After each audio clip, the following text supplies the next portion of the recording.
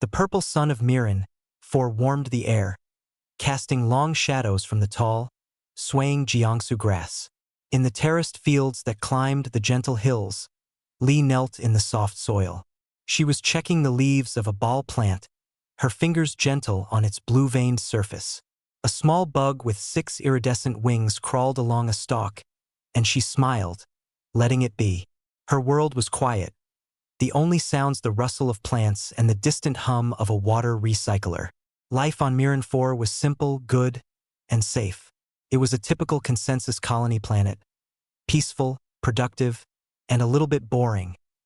Above, in the clean blue sky, a silver dot glinted.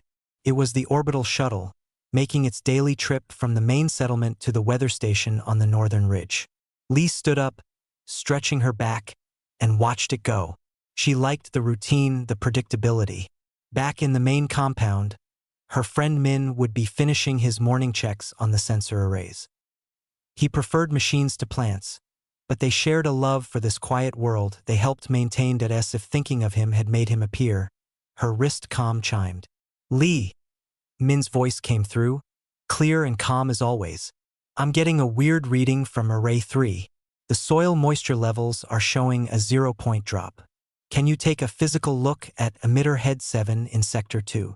I'm right near there, Lee said, brushing dirt from her knees. She walked along a narrow path between the terraces. The air smelled of damp soil and the sweet, honey-like scent of the ball plant flowers. She found the emitter head, a small metal post with a glowing blue tip. It looked fine. She tapped her comm. It looks normal, Min. No visible damage. Ha! Must be a glitch in the relay. I'll run a diagnostic from here. There was a pause. You know, the sunset is supposed to be extra purple tonight. Atmospheric dust from the eastern plains. Lee smiled. I'll watch it. Their conversations were often like this, small, simple details about their world. This was the life the galactic consensus promised. Harmony through stability. Progress without conflict.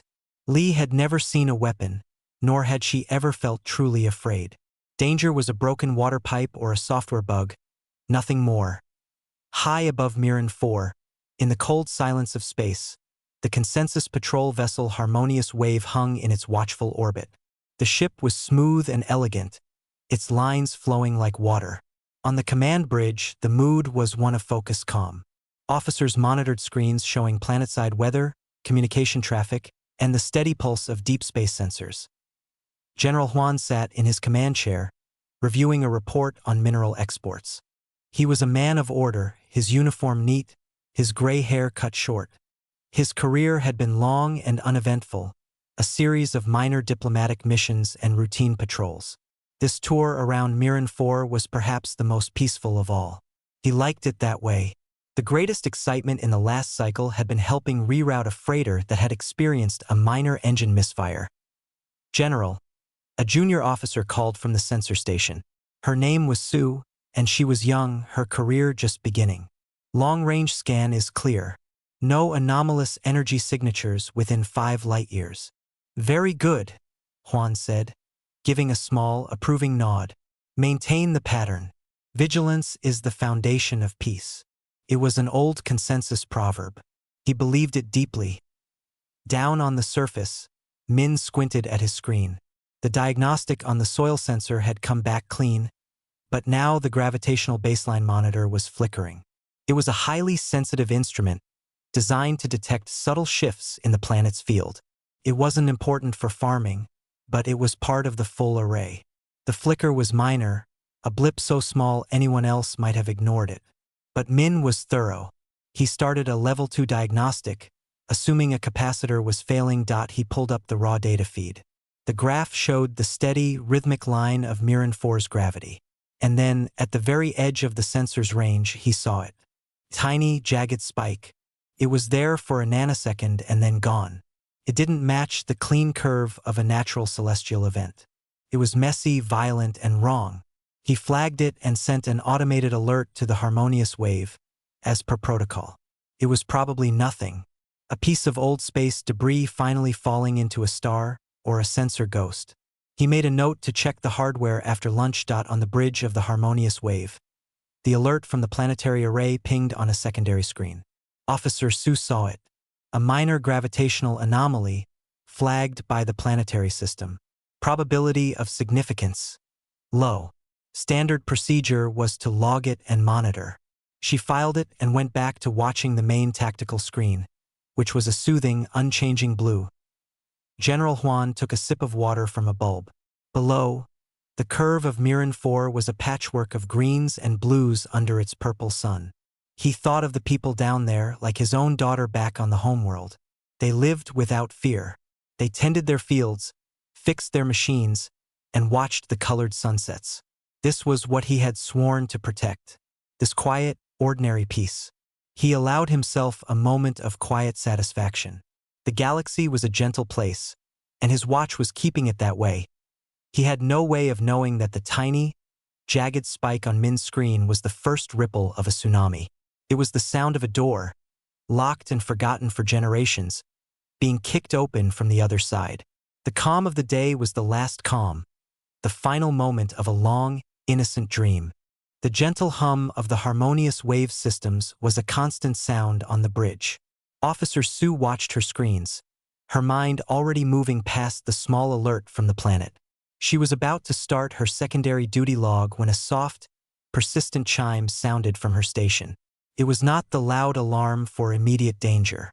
It was the tone for a sensor recalibration request. She looked at the data. It was the same gravitational sensor on Mirren 4. It was reporting another anomaly. This one was not a tiny spike. It was a sustained, shuddering wave in the fabric of local space. The graph on her screen looked like a series of violent scratches. Her training took over. She ran a system check on the sensor link. It reported back as fully functional. The reading was real. "General," Su said, her voice still calm but now sharper. "I am receiving a Class 2 anomalous reading from the planetary gravity array. The signal is confirmed. Source is extraplanetary, bearing 037 by -14. General Huan turned his chair. "Display it on the main viewer." The main screen switched from a peaceful view of the planet to a star map. A pulsing red icon appeared at the very edge of the harmonious wave's own long-range scan area. The data stream next to it was chaotic. The energy signature was massive, but it was all wrong. Consensus drives worked on principles of harmonic energy folding. They created a smooth, bubble-like distortion in space. This was different. This signature looked like something was tearing a hole, pushing through with brute force. It was loud, wasteful, and shockingly powerful. "What is that?" murmured another officer at the comms station. Huan felt the first cold trickle of unease. "Magnify. Get me a visual maximum range." The screen zoomed in. At first, there was only the black of space and the pinpricks of distant stars. Then, a distortion shimmered, like heat rising from a desert. A shape began to form. It was not sleek. It did not have the graceful curves of consensus design. It was a series of sharp angles and flat planes, a blocky, aggressive silhouette against the stars. It had no decorative fins or shimmering energy conduits. It was dark gray, the color of old stone, and it looked heavy, solid. As it powered fully into real space, running lights flickered on. Not soft ambient glows, but bright, piercing points of white light that looked like focused eyes on the surface.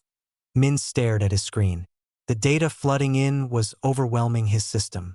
The gravitational distortion was now the primary reading, drowning out all other sensors. His console was flashing multiple warnings. He opened a channel to Lee, his voice now tense. "Lee, are you seeing anything? Anything in the sky?" Lee, still in the fields, looked up. The purple sky was clear. "No." "Nothing. What's happening?" "I don't know," Min said. "But something very big just arrived.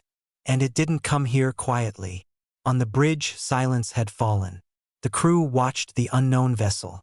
It was getting closer, not at the swift, darting speed of a consensus ship, but with a steady, relentless pace that felt even more threatening. It moved like a force of nature, like a glacier. Officer Su worked her controls. "Scanning for energy weapons. Shields, reading is inconclusive, General." Their power output is tremendous, but it's contained. Their hull composition is incredibly dense. It's not an alloy we have on file. She paused, her brow furrowed. I am detecting minor kinetic projectile weapon systems, primitive designs, but they are everywhere, mounted on every surface. Kinetic? The comms officer said, confused. Like solid projectiles? That's pre-consensus technology. General Huan did not reply. His eyes were fixed on the ship. Its design was tugging at a memory, a dark, buried corner of his training from decades ago. It was a class he had taken as a young cadet, a historical survey of minor quarantine species. It was considered unimportant, a footnote. The teacher had called it a cautionary tale about unstable evolution. Sue spoke again, her voice tight. General, they are hailing us. Audio and data packet only. No visual. Put it through, Huan said.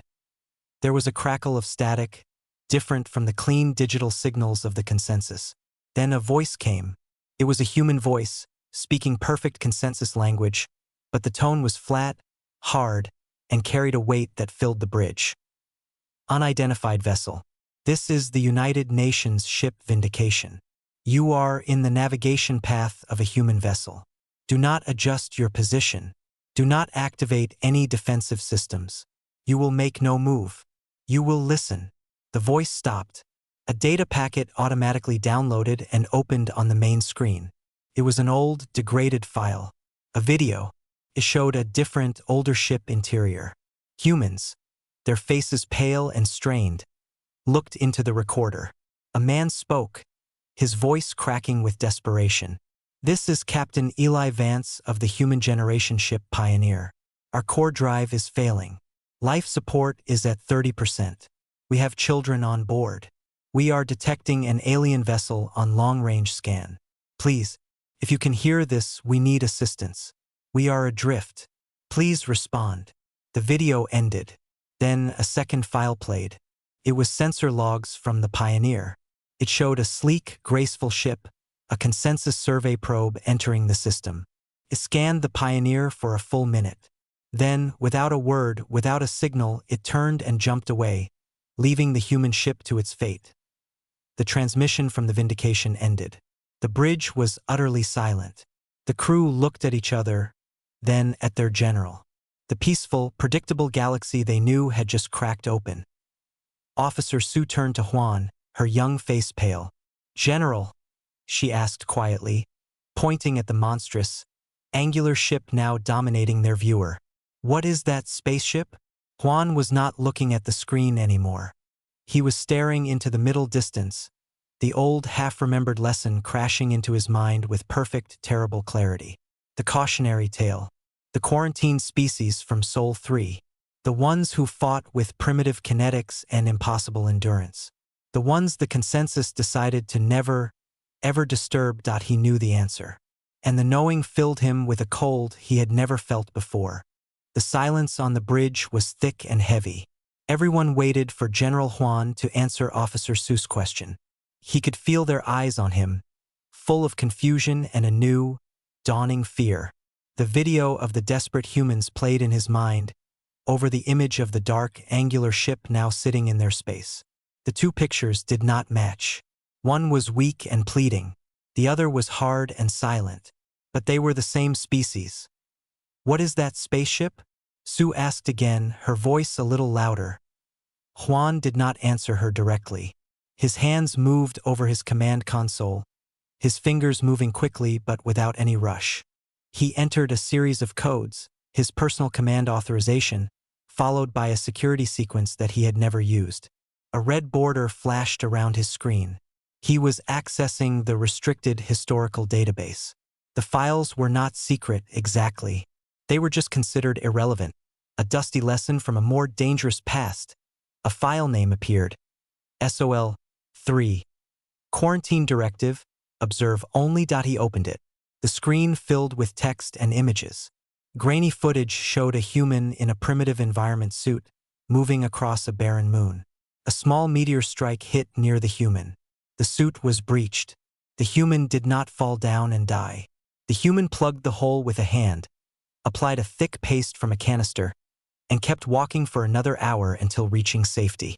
The medical report appended noted the human's tolerance for pain and oxygen deprivation was biologically anomalous and extreme.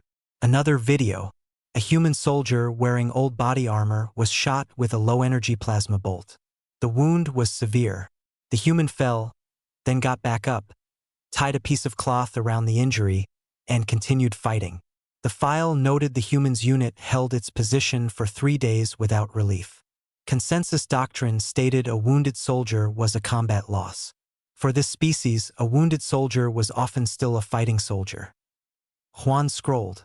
There were reports on their history, not of great peace and harmony, but of constant, brutal conflicts amongst themselves. Wars over land, over ideas, over resources. They had split the atom not just for power, but to make weapons of unimaginable destruction, and they had used them on their own cities. They had climbed from their mud and fought their way to the stars not because it was easy, but because it was hard. Their philosophy was not harmony. It was resilience. It was stubbornness. The final assessment, written by a long-dead consensus analyst, was highlighted in red. Species displays a unique and dangerous combination: high ingenuity, unparalleled endurance, and a profound cultural emphasis on collective vengeance. They do not forget a slight. They do not forgive betrayal. They will spend generations and immense resources to settle a perceived debt. Risk of interaction. Catastrophic. Recommendation. Quarantine. Mark system. Observe only. The contact is made, do not engage. Disengage and report. Juan looked from the screen to the main viewer. The human ship, the Vindication, had not moved. It just waited. The silence was worse than any threat. It was a judgment. On the surface, Min and Lee were now together in the operations hut. Min had pulled up the public orbital feed on a large screen. They could see the consensus fleet, a cluster of elegant silver ships, and the single, dark human vessel. "Why aren't they talking?" Lee whispered. "Why is everyone just waiting?" "I don't know," Min said. He had run every scan he could. The human ship's power output was staggering. "But our ships look like glass ornaments next to that thing." On the bridge, Officer Sue was analyzing the Vindication's transmission. "General, the distress call from the Pioneer. It is genuine. Our archives confirm a survey probe, the Curiosity's light, was in that sector approximately 280 cycles ago. It logged a non-viable craft and continued its mission."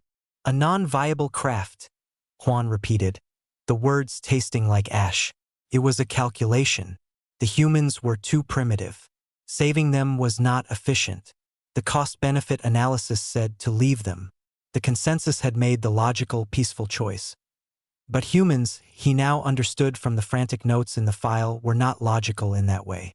Their choice was not about efficiency. It was about something else. Something called duty. Something called no one left behind. He remembered the final line of the analyst's note. To harm one of them is to invite the wrath of all. To abandon one of them is an unforgivable sin. All the pieces locked together in his mind. The old, forgotten distress call. The passing probe that did nothing. The humans' long, slow, quiet development in their quarantine system. They had not forgotten. They had been building. They had been waiting. And now they were here not to say hello but to ask why. Their silence was the silence of a storm gathering. Their unhappiness was a physical force, radiating from that dark ship. Officer Sue looked at him, her eyes wide, needing her general to explain, to make sense of the nonsense. "General, please, what is it?" Juan took a deep breath. The warm, safe feeling of Mirren 4 was gone. The gentle galaxy was gone. He was looking at the ghost of the consensus's one great, cold mistake. His voice, when it finally came, was low and hollow, just for the bridge to hear. "It's the humans," he said. The word felt heavy. "And they're not happy." General Juan's words hung in the air of the bridge. "They're not happy." It was such a simple phrase for such a terrifying idea. The crew stared at him, then back at the dark ship on the viewer. Officer Sue opened her mouth to ask another question. but a sharp, incoming signal tone cut her off. The main screen flickered. The image of the human ship was replaced by a new transmission. It was not a live hail. It was another data packet playing automatically. This one was not a single, desperate video. It was a compilation, a record. The first clip showed the interior of the Pioneer again, but later. The lights were dimmer. The humans looked thinner. The same captain, his face now gaunt, spoke. Day 117 since the drive failure. The consensus vessel did not return. We have rerouted all power to the cryobays for the children. The rest of us, we will sleep as best we can. If found, please protect them. The scene changed. It showed a different camera angle, shaky and dark. It was inside a cryobay. Rows of pods held sleeping children. Adults moved among them, checking readings, their movements slow with exhaustion. One woman placed a hand on a pod's glass, her shoulders shaking with silent tears. Then the image froze and faded. A new entry appeared. It was a simple text log translated into consensus script. Generation ship Pioneer, final log. Life support critical. Adult crew entering terminal hibernation. No further distress signals possible. May those who find our children be kinder than the stars have been to us. A date stamp followed. It was 281 cycles ago. The transmission did not stop. Now it showed modern human history, a massive shipyard orbiting a blue planet. Thousands of vessels built in the same angular, brutal style as the Vindication. Then, a council chamber.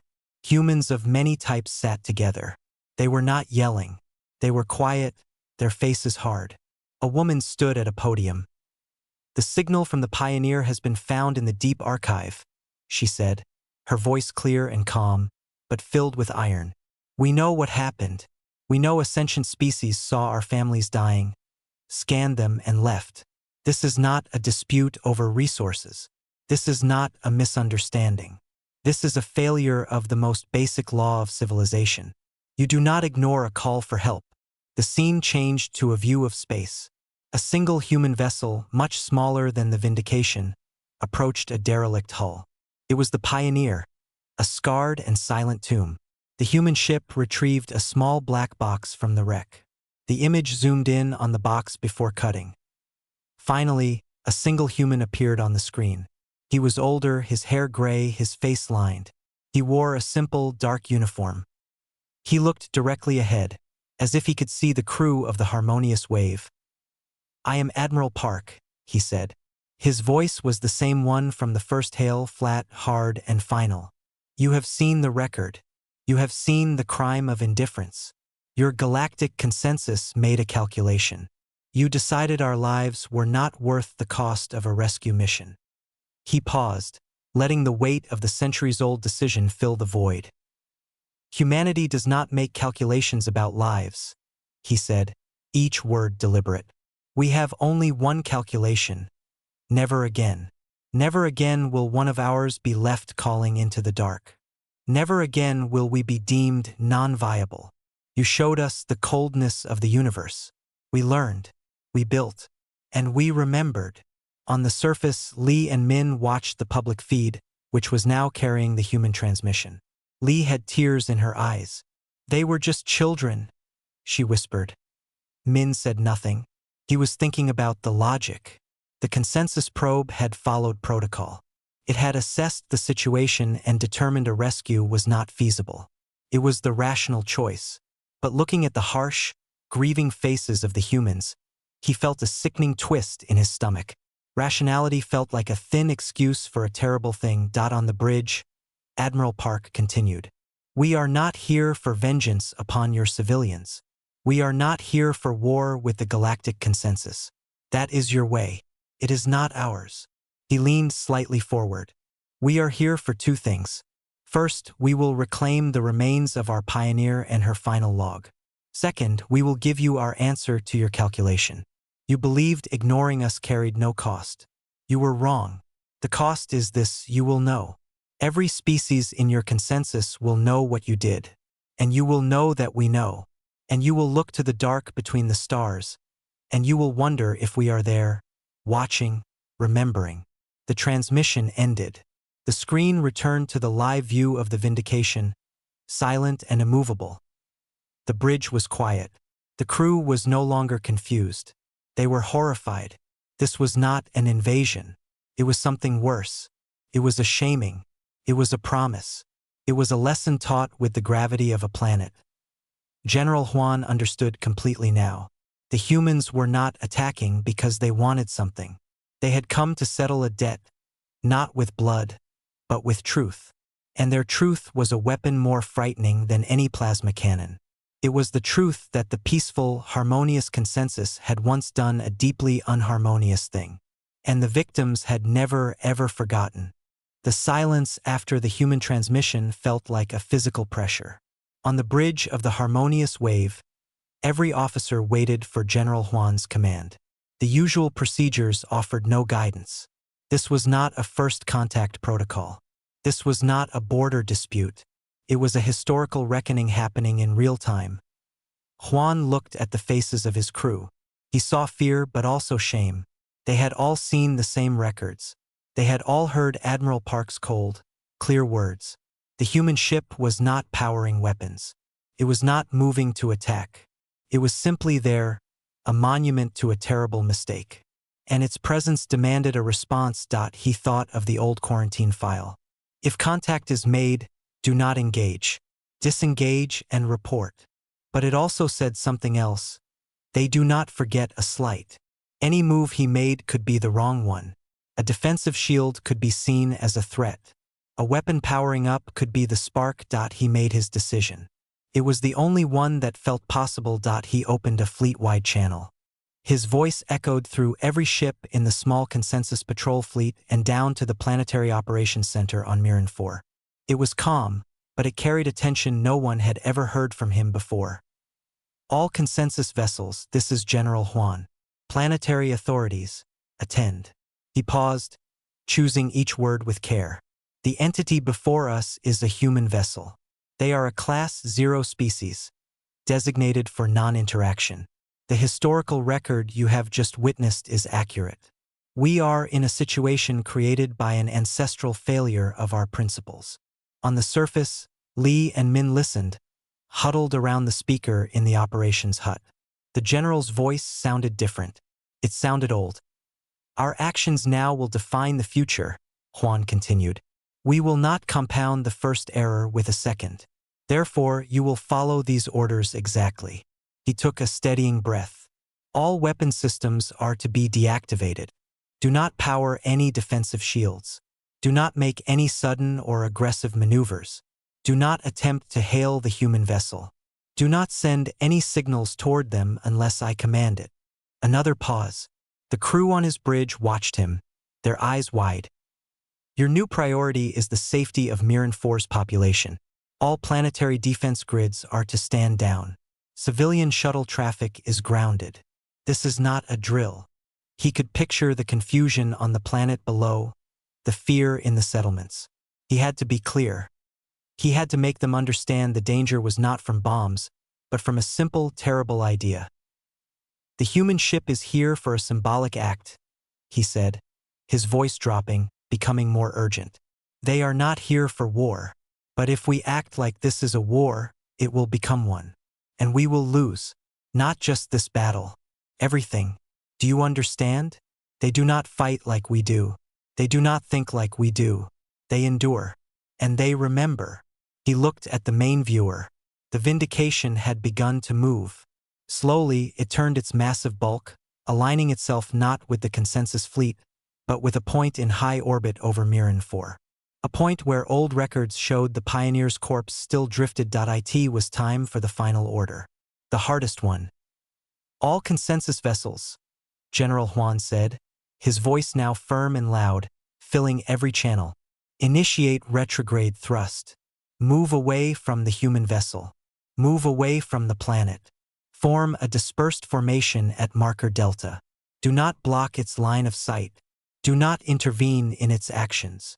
He could hear the shock in the static-filled silence from the other ships. General Huan, please confirm. A captain's voice crackled over the calm. Huan overrode him. He spoke the last word, not as a suggestion, but as the most critical command of his life. It was a word no consensus general ever expected to use. It was a word of survival, not of honor. Flee. On the planet, Lee heard it and gasped. Min's hands froze on the console. The word was unbelievable. On the view screen, the graceful silver ships of the consensus fleet turned. Their engines glowed softly as they pushed away from the dark human ship and the world they were supposed to protect. They were retreating. They were running. It was the most shocking thing Lee had ever seen. More shocking than the human ship itself. The strong, peaceful consensus was leaving. Her heart hammered against her ribs. She looked at Min. His face was pale. "They're leaving us," he whispered. But General Huan's ship, the harmonious wave, did not move. It held its position alone between the retreating fleet and the Vindication. Huan remained in his chair, watching the human ship. He would not abandon his post. He would bear witness. He would show that someone in the consensus was not running from the truth, even if they had to run from the ship. He had ordered his people to flee from a fight that was not a fight. He had told them to run from a lesson they desperately needed to learn. It was the only way to ensure they survived to learn it. The shame of the retreat was the first installment on a very old debt. The consensus fleet moved away, a scattering of silver seeds against the dark. On Mirren, people watched the skies in terrified silence. The retreat was a sight that broke their understanding of the universe. Lee stood by the window of the operations hut, her hand pressed to the glass. Min stayed at the console, monitoring everything, his body tense. Only the harmonious wave remained, a lonely sentinel. General Huan watched the human ship. It ignored the fleeing fleet completely. Its purpose was fixed. The Vindication moved with a slow, deliberate grace toward a high orbit. Sensor logs on Huan's screen identified the target, a cluster of ancient debris. Among the rocks and ice was a long, skeletal wreck. The generation ship Pioneer. It had been drifting there for centuries, a forgotten tomb. The consensus had noted it, catalogued it as stellar junk, and thought no more about it. A small craft detached from the belly of the human ship. It was a simple shuttle, angular and functional. It did not hurry. It flew a straight, slow course to the wreck. As it drew near, its lights illuminated the broken hull. The metal was pitted and scarred. A faded name was still visible on the side. On the bridge, Officer Su spoke softly. "They're retrieving it." The shuttle extended mechanical arms. With immense care, it cut a small section from the Pioneer's command module. A black box, the ship's final memory. The arms secured the box, holding it as gently as one might hold a child. The shuttle then turned and returned to the Vindication. A bay door opened, swallowed the small craft, and closed. The act was peaceful. It was a burial detail. It was a recovery mission. There was no violence in it. Yet, the sheer weight of the moment made the air on the bridge feel thin. "Is that all?" the comms officer whispered. Huan did not answer. He knew it was not. The humans had come for two things. The first was the remains of their past. The second was their answer. The Vindication finished its business with the Pioneer. Then, with a slight adjustment of its thrusters, it turned. Its prow now pointed down directly at Mirren 4. Not at the planet itself, but at a specific satellite in high orbit.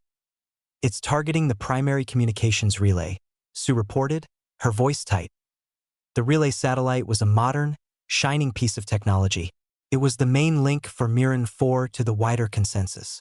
It was also, according to the historical registry, a direct descendant in design and function of the old survey probe model. The model called Curiosity's Light. The probe that had scanned the Pioneer and left. A single weapon port opened on the Vindication's hull. It was not a plasma cannon. It was a magnetic rail launcher, a simple tube.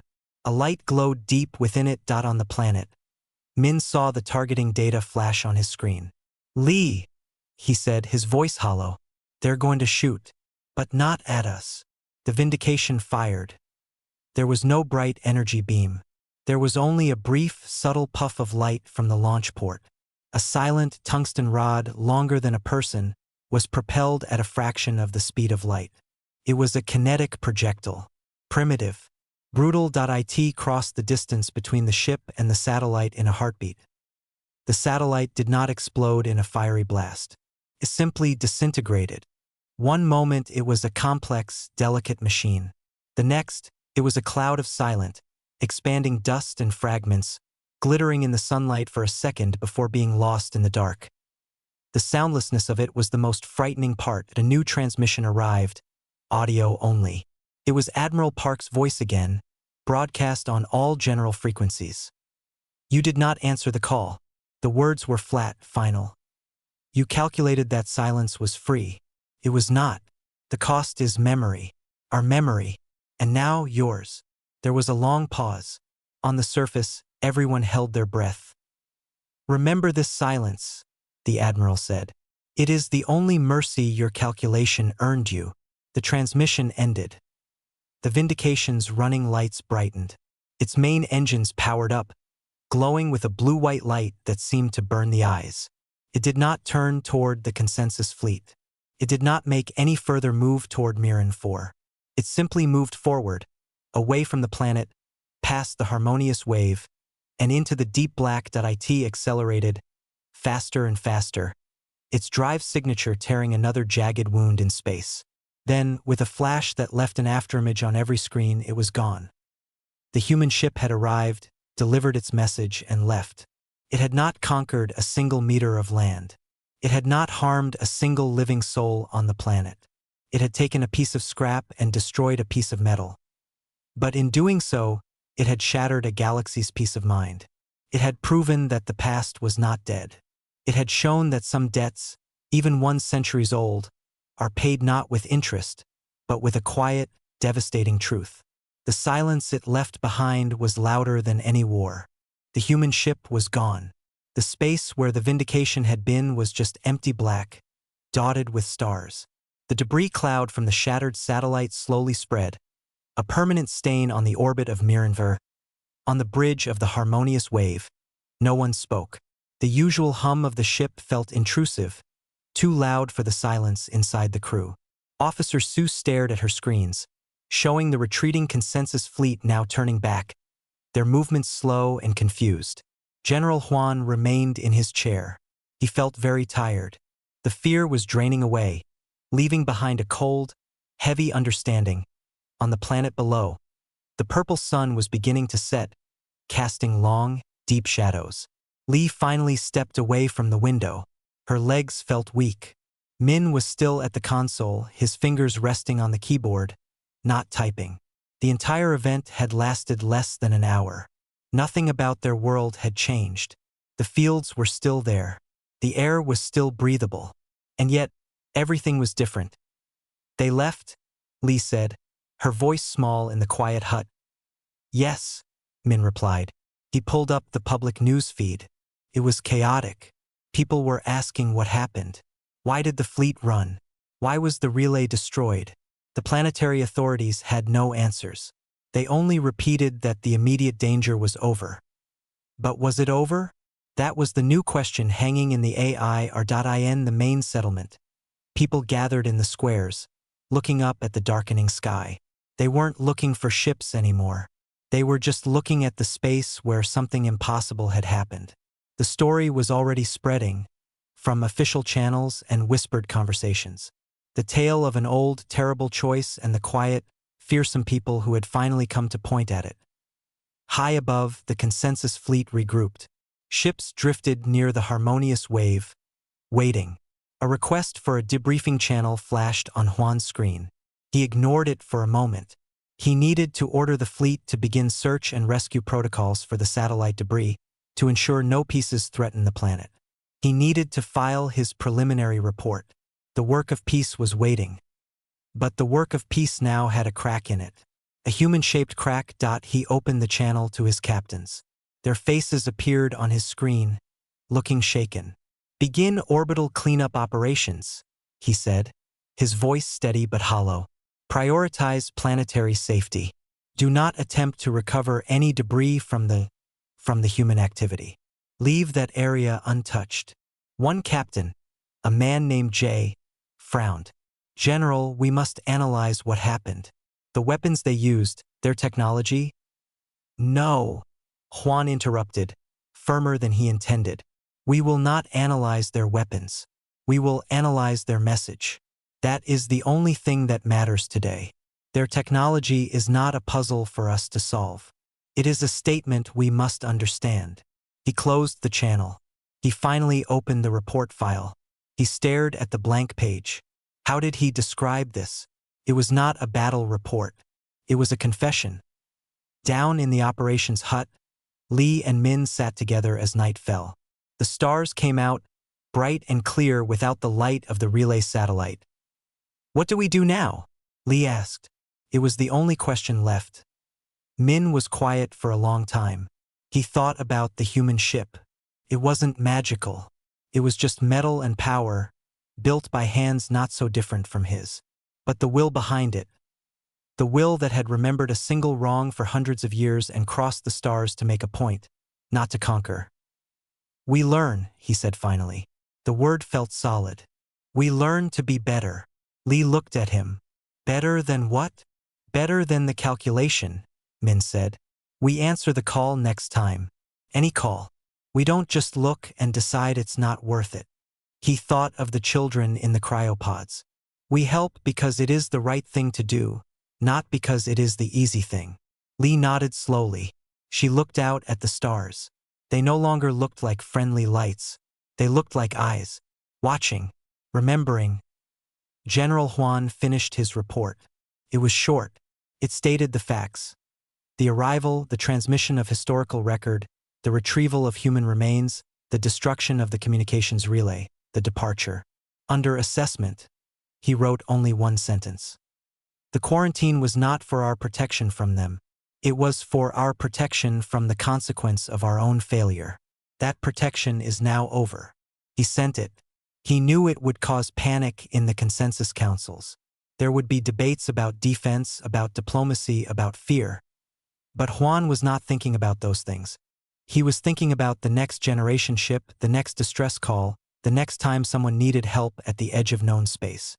The humans had not given them a treaty or a threat. They had given them a mirror. And in it, the peaceful, logical galactic consensus saw a reflection of a cold and cowardly moment from its past. The humans were gone, but they had left their lesson hanging in the air of every ship and every world that heard the story. The galaxy was not a gentler place. It was a place where justice had a very long memory, and mercy was a choice you had to earn. The night on Mirren 4 was peaceful. The crops grew. The insects chirped. But for Lee, Min, General Juan, and everyone who knew, the silence of the stars now had a new, unblinking quality. It was the silence of a judge, waiting to see what they would do next.